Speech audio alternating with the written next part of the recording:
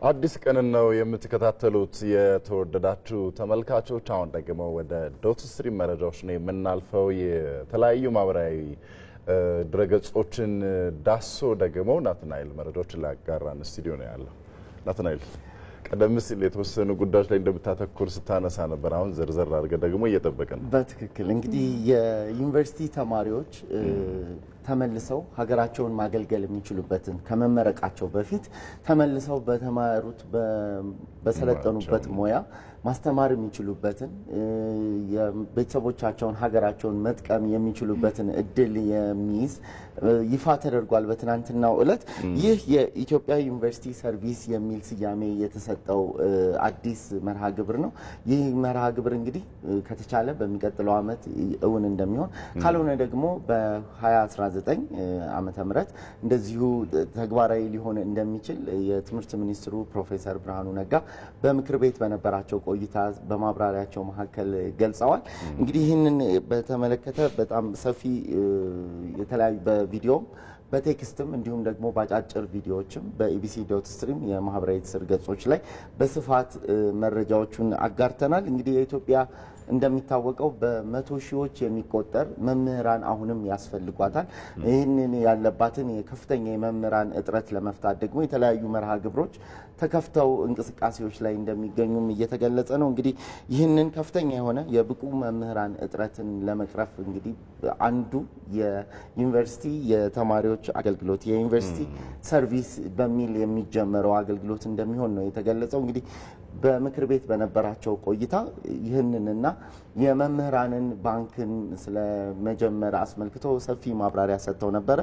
እነዚህ ማብራሪያዎች ሙሉን የፈለገ በኢቢሲ የዩቲዩብ ገጽ ላይ ከ1.7 ሚሊዮን በላይ ሰብስክራይበር ባለው ዩቲዩብ ገጽ ላይ አጫጭር ቪዲዮዎችን ደግሞ በቲክቶክ በኢንስታግራም እንዲሁም በፌስቡክ ሪልስ ላይ በስፋት የተገለጹ የተብራሩ እንዲሁም የቀረቡ በመሆኑ ተከታዮቻችን በዛ መልኩ ማግኘት እንደሚችሉ ለመግለጽ እወዳለሁ። ወደ ቀጣዩ መረጃችን ስናልፍ ደግሞ ናሽናል አይዲ ላይ የምናቃቸው ዳይሬክተሩ የዮዳሄ አራያ ስላሴ የኦክታ 2025ን ዓለም አቀፍ እውቅና አግኝተዋል። ይህ እውቅና እንግዲህ መቀመጫውን በአሜሪካ ሳን ፍራንሲስኮ ያደረገው የኦክታ የሚባለው የኩባንያ የሰጣቸው እውቅና ነው። በተለይ ናሽናል አይዲን በሀገራችን ውስጥ ከተጀመረ ባጭር ጊዜ ውስጥ ከ12 ሚሊዮን በላይ የሚሆኑ ኢትዮጵያውያን የዚህ መታወቂያ አገልግሎት ተጠቃሚ እንዲሆኑ ማድረግ በመቻላቸው በያዝነው ፈረንጆች ዓመት መጨረሻ ድረስ እስከ 45 ሚሊዮን የሚሆኑ ኢትዮጵያውያን የዚህ አገልግሎት ተጠቃሚ የሚያደርግ ስራ ውጤታማ ስራ እየሰሩ በመሆኑም ነው እንግዲህ ይህ የእውቅና የተሰጣቸው ማለት ነው።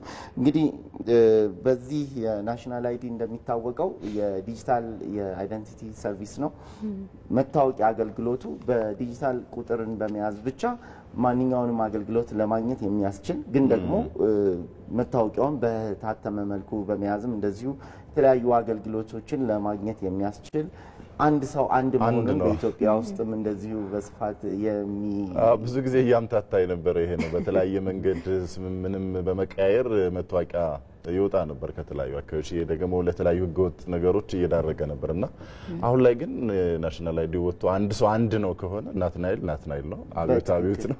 ስለዚህ የተለየ የትምህርት አገልግሎት፣ የፓስፖርት አገልግሎት፣ የሌሎችም መንግስታዊና መንግስታዊ ያልሆኑ አገልግሎቶችን ለማግኘት ይህ የናሽናል አይዲን ይዞ መገኘት የባንክ ቁጥርንም አካውንትንም ከመክፈት ጨምሮ ማለት ነው አሁን የግድ እየሆነ መጥቷል። በቀጣይም እንግዲህ ሁሉም ኢትዮጵያውያን ባጭር ጊዜ ውስጥ የዚህ ዲጂታል አይዲ ተጠቃሚ ይሆናሉ ተብሎም ይጠበቃል። እንግዲህ እውቅና እየተሰራ ላለው ውጤታማ ስራ መገለጫ ሊሆን ይችላል ማለት ነው። የናሽናል አይዲ በፌስቡክ ገጹ ላይ ያወጣውን መረጃ የተለያዩ የሀገር ውስጥ ሚዲያዎችም እንደዚሁ በተለያዩ ማህበራዊ ትስስር ገጾቻቸው ላይ ይፋ ያደረጉትና የተነጋገሩበት ነበር። ይህንን ካልን ወደ ኤሌክትሪኳ የአየር ታክሲ ነው የምናመራው። የኢትዮጵያ አየር መንገድ እንግዲህ በቅርቡ ከአፍሪካ ለመጀመሪያ ጊዜ የኤሌክትሪክ የአየር ላይ ታክሲ አገልግሎት ለመስጠት ስምምነት ማድረጉ ይታወሳል። ይህ ከአርቺ ከተሰኘ ኩባንያ ጋር የተደረገው ስምምነት የ30 ሚሊዮን ዶላር ስምምነት ነው። ሚድናይት የተሰኙ የአየር ላይ ታክሲዎች ሙሉ ለሙሉ በኤሌክትሪክ የሚሰሩ የአየር ላይ ታክሲዎች ናቸው። እነዚህ ታክሲዎች በፍጥነታቸው በጥራታቸውና በዘመን አፈራሽነታቸው በዘመናዊነታቸው የሚጠቀሱ ናቸው። በአፍሪካ ደግሞ ኢትዮጵያ የመጀመሪያዋ ይህን አገልግሎት በመስጠት የመጀመሪያዋ እንደምትሆንም ነው እየተገለጸ ያለው። የኢትዮጵያ አየር መንገድ በአፍሪካን በማገናኘት በኩል አፍሪካን ከሌላው ዓለም ጋር አፍሪካ ሀገራትን ደግሞ እርስ በርስ በማስተሳሰር ከፍተኛ ስራ እየሰራ ያለ ተቋም እንደሆነ ይታወቃል።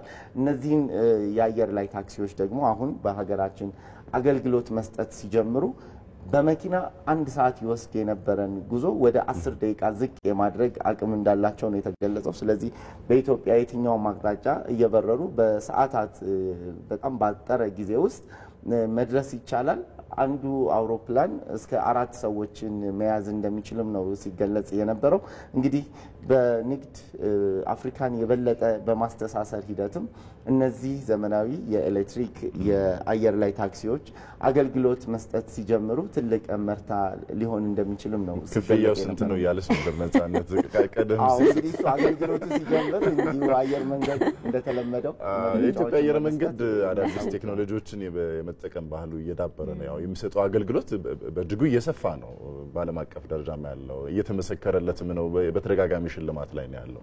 በተለይ ደግሞ ይሄ የኤሌክትሪክ አየር መሆኑ በራሱ አየር ላይ ታክሲ መሆኑ በራሱ የነዳጅ ላይ ያለውን አጠቃቀም በመሰረቱ የሚቀይረው እንደዚህ አይነት አጠቃቀሞች ደግሞ እያደጉ መጥተዋልና ከዚያም አኳያ ቴክኖሎጂ የሚበረታታ በትክክል የታዳሽ ኃይልን በመጠቀም በተለይ አውሮፕላኖች የሚያወጡት ጭስ ለአየር ብክለት አንዱ መንስኤ እንደሆነ ይታወቃል። ያንን በስፋት ሊቀርፍ የሚችል እንደሆነም ይገለጻል። ከዛ ባሻገር ደግሞ ኢትዮጵያ አዳዲስ ቴክኖሎጂን ቀድማ በመቀበል ረገድ የቀደመ ታሪክ ያላት ልምምድ ያላት ሀገርም እንደሆነች ይታወቃል። በሬዲዮና ቴሌቪዥንን አስቀድሞ ከጀመሩ የአፍሪካ ሀገራት መካከል አንዷ ነች። የዘመናዊ ተሽከርካሪን፣ የባቡር አገልግሎትን፣ የቴሌኮም አገልግሎትንም እንደዚሁ በመጀመር የመጀመሪያዋ የአፍሪካ ሀገር እንደሆነች ይገለጽላታልና በዚህም ያላትን ልምምድ አሁንም ማስቀጥላ እንግዲህ በአየር የታክሲ ሰርቪስም እንደዚሁ የመጀመሪያዋ ልትሆን መቃረቧን የተመለከተ ነው። ይህንን ካለን ከውጭ ወዳገኘነው መረጃ ነው የምናልፈው። እንግዲህ 20 ቁጭ ብድግ በማለት ነፃ የአውቶቡስ ቲኬት ማግኘት ይቻላል የሚል መረጃ ከሮማኒያ ወጥቷል። ይህ ነገር እንግዲህ በጋራ የምንጠቀማቸውን ትራንስፖርቶች ለማበረታታት እንዲሁም ደግሞ የጤና ልምምድን ጤናማ አኗኗርን እንደዚሁ ለማበረታታት በሚል የተጀመረ ሰርቪስ እንደሆነ ነው የተገለጸው።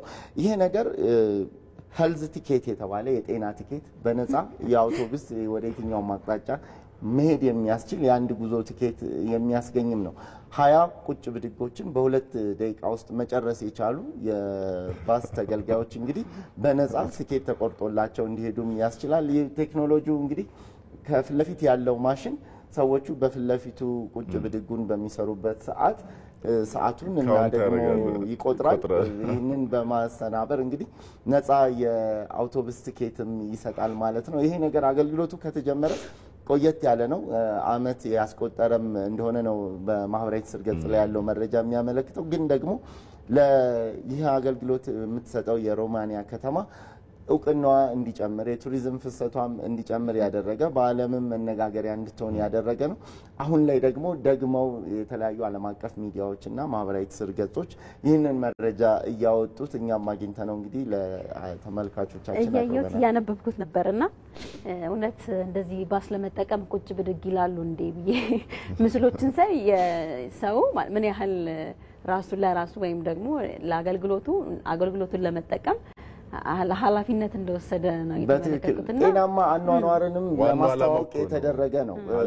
ምናልባት ለባስ የሚከፈለው ክፍያ ብዙ ሆኖ ያንን በማድረግ ነፃ ጉዞን ለማግኘት የሚደረግ ላይሆን ይችላል። ነገር ግን ደግሞ ቱሪዝምን ከማስፋፋት አንጻር ጤናማ የአኗኗር ህይወትን ከማስተዋወቅ አንጻር ትልቅ እመርታ ያለው ለከተማዋም እንደዚሁ መታወቂያ አዲስ ነገር እንደሆነም ነው እየተገለጸ የነበረው።